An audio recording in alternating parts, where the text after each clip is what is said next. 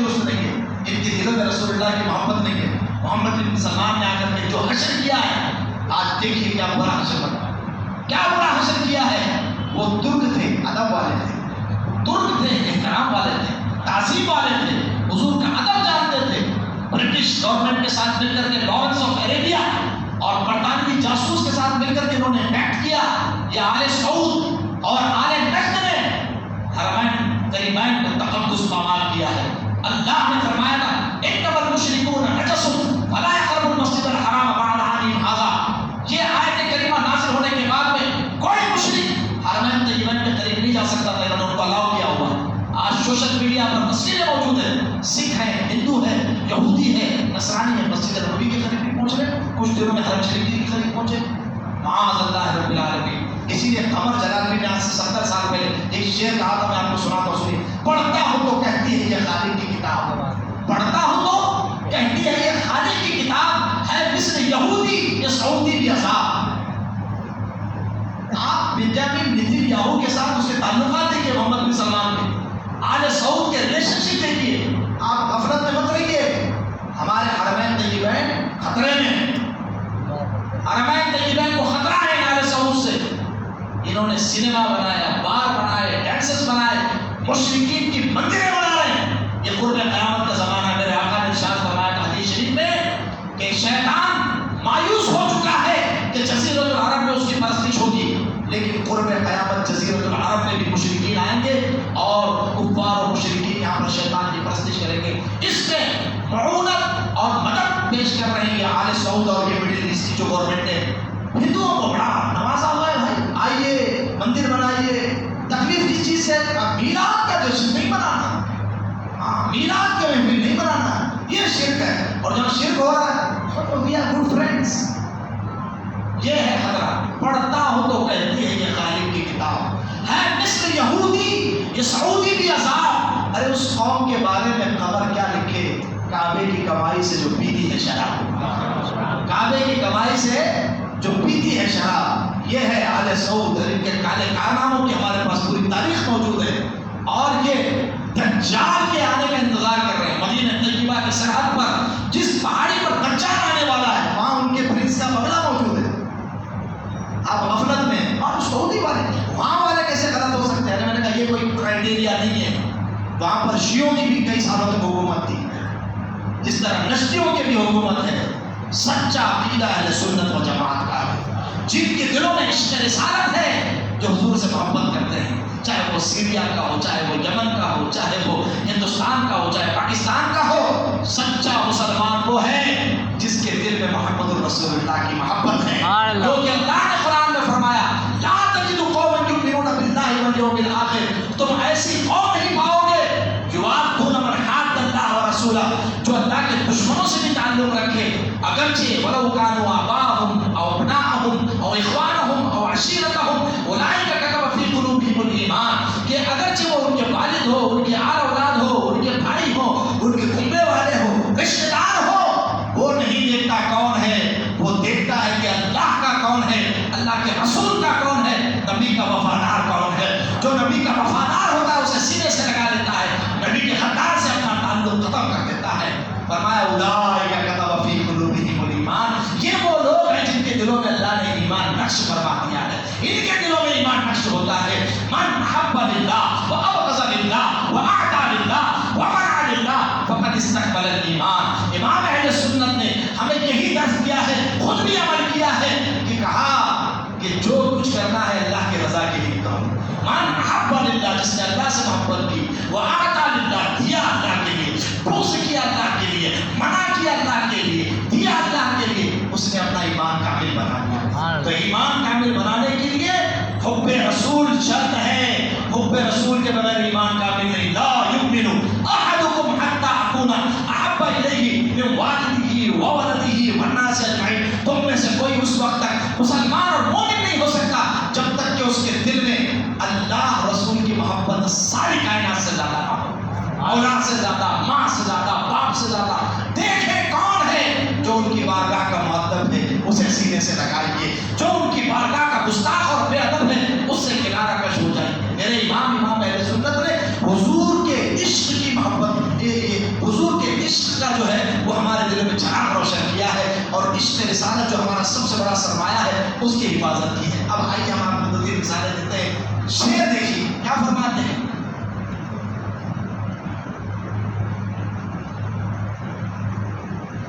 بخدا خدا کا یہی ہے در، بخدا خدا کا یہی ہے در، عقیدہ دے رہے اللہ کا در، آگے جو حضور کی بارگاہ ہے وہی خدا کا در ہے۔ بولیے سبحان اللہ۔ یہ اس لیے بول رہا ہوں میں، سنیے، کعبہ اللہ کا گھر نہیں ہے ان دا سینس کہ اللہ اس میں رہتا ہے، نہیں، کعبے کی طرف ڈائریکشن میں، کعبے کی طرف رخ کر کے ہم نماز پڑھتے ہیں۔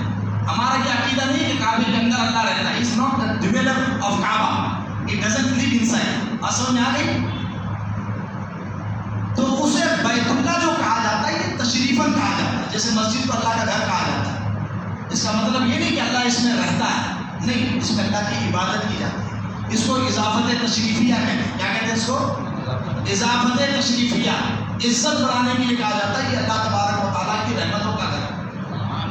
اللہ کے گھر سے مراد اللہ کی رحمتوں کا گھر ہے، اللہ اس کے اندر رہتا نہیں ہے۔ ہاں، یہ اگر کسی کا کانسیپٹ ہے تو وہ مجسمیہ کے عقیدے پر ہے، وہ اللہ کا جسم مانتا ہے، کیونکہ اللہ جسم سے پاک ہے، جسمانیت سے پاک ہے۔ Allah is free from direction, Allah is free from space time, Allah is free from bodily organs.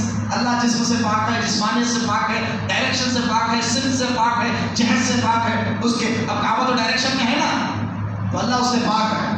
اللہ ہر جگہ موجود ہے، سبحان اللہ، اللہ ہر جگہ موجود ہے۔ اور ہمارے صوفیہ نے تو بتایا اللہ موجود ہے الا اللہ، بس وہی ہر جگہ وہی ہے۔ بات سمجھ میں آئی؟ تو اب حضور کی بارگاہ اللہ کی بارگاہ کیسے ہے؟ امام اہل سنت بتاتے ہیں کہ جو ملا ہے انہی کے در سے ملا ہے، جو ملا ہے ان کی بارگاہ سے ملا ہے۔ جو ملا، آپ کو کیا کیا نہیں ملا آپ بتائیے ہمیں۔ سب سے بڑی دولت ایمان، سب سے بڑی دولت ایمان، کہا کہ یہ حضور کی بارگاہ سے ملا، حضور نے ایمان دیا ہے۔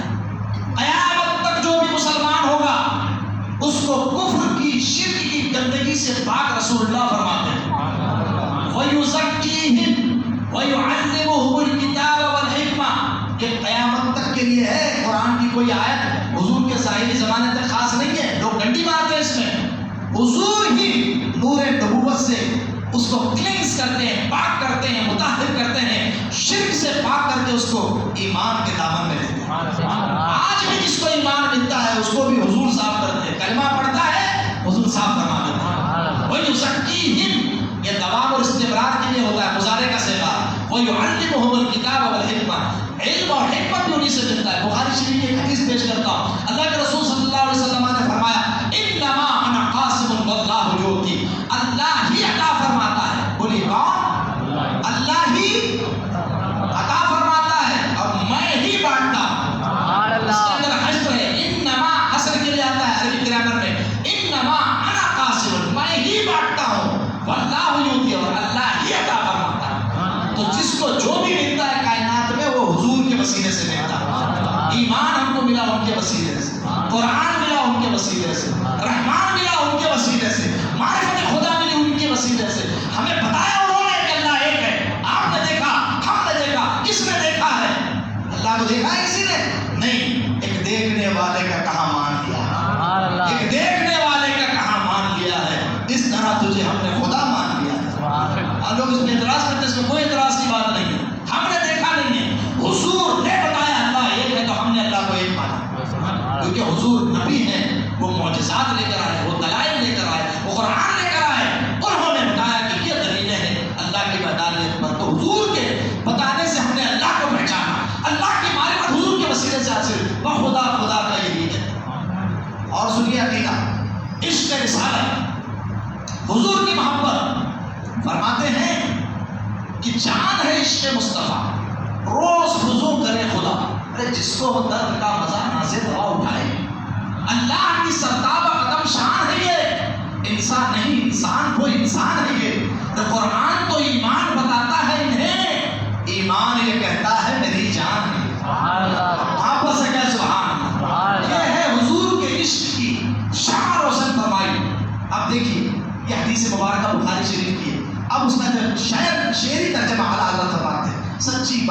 دکھاتے ہی ہیں، سیدھی راہ چلاتے ہی ہیں، نظر روح میں آسانی دے، کلمہ یاد دلاتے ہی ہیں، مرکز میں بندوں کو تھپک کر میٹھی نیند سناتے ہوئے ہیں، سلم سلم کی دھارت سے خود سے پار چلاتے ہوئے ہیں، رب ہے موتی یہ ہے قاسم، رزق اس کا ہے دلاتے ہوئے ہیں، رزق اس کا ہے دلاتے ہوئے ہیں، ارے قصر دنا تک اس کی رسائی جاتے ہوئے ہیں، آتے ہوئے ہیں، ٹھنڈا ٹھنڈا میٹھا میٹھا پیتے ہم ہیں، پیتے ہم ہیں، ارے بنا ہے حوض کوثر سے ٹھنڈا ٹھنڈا میٹھا میٹھا، وہ حوض کوثر رسول اللہ اپنی امت کو پلائیں گے کہ میرے آقا صلی اللہ علیہ وسلم کو اللہ نے شفاعت کبریٰ کا تاج عطا فرمایا، شفاعت کرے حشر میں جو رضا کی، سوا تیرے کس کو یہ قدرت ملی ہے، یہ ہے عقیدہ شفاعت کی حفاظت، یہ ہے عقیدہ اہل سنت کی حفاظت، سب سے بڑا احسان امام اہل سنت کا یہ ہے انہوں نے ہمارے عشق رسالت کی حفاظت فرمائی۔ آج پورے دنیا میں آپ کو چیلنج کے ساتھ کہہ رہا ہوں، پوری دنیا میں جتنا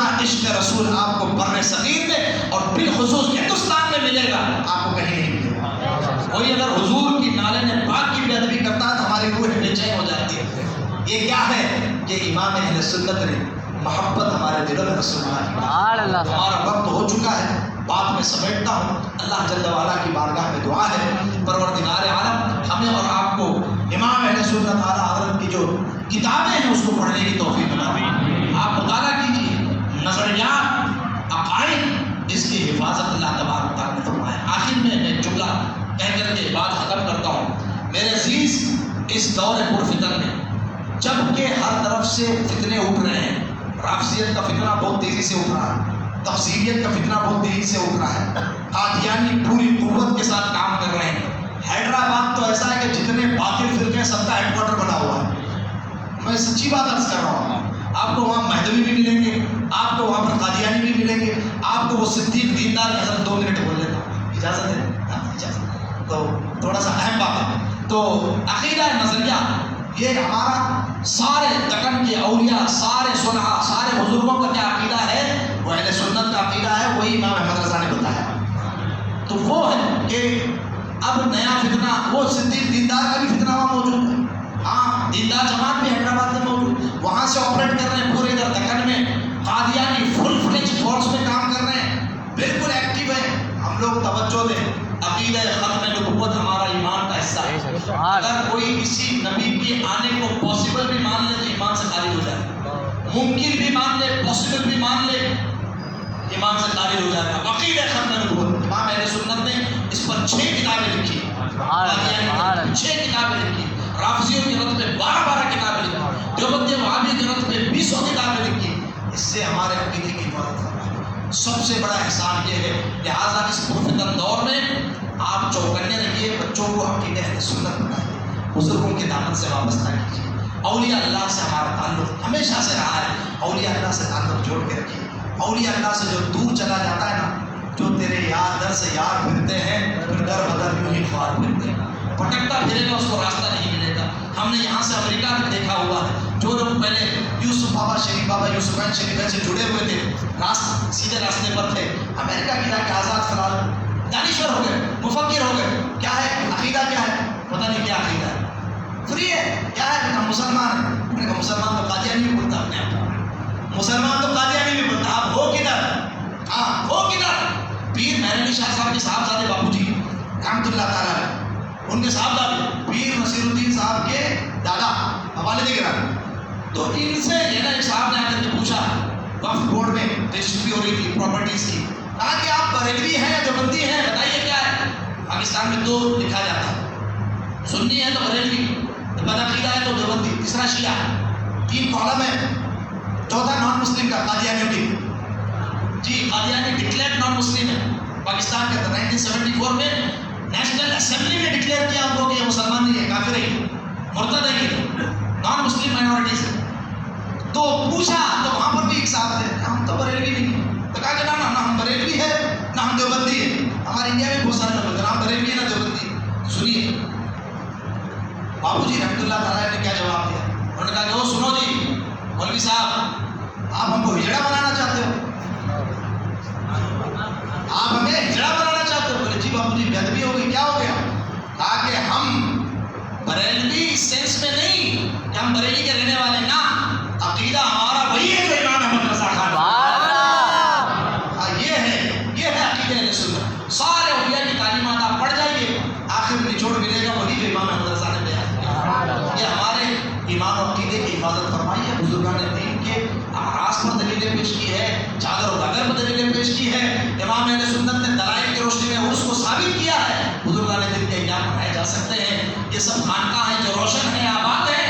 یہ دلائل ہیں امام احمد رضا خان رحمۃ اللہ تعالی. اللہ جل وعلا ہمیں اور آپ کو ان کی تعلیمات سے قریب ہو کر کے ان کی تعلیمات کو سمجھنے کی توفیق عطا فرمائے، ان کی کتابوں کو پڑھنے کی توفیق عطا فرمائے. صرف نعرہ نہیں بلکہ واقعی فکر رضا کا سچا سپاہی بنائے اور اپنے آنے والے نسلوں کے ایمان عقیدے کی حفاظت کرنے کی توفیق عطا فرمائے. اقول قولی ھذا واستغفر اللہ لی ولکم ولسائر المؤمنین.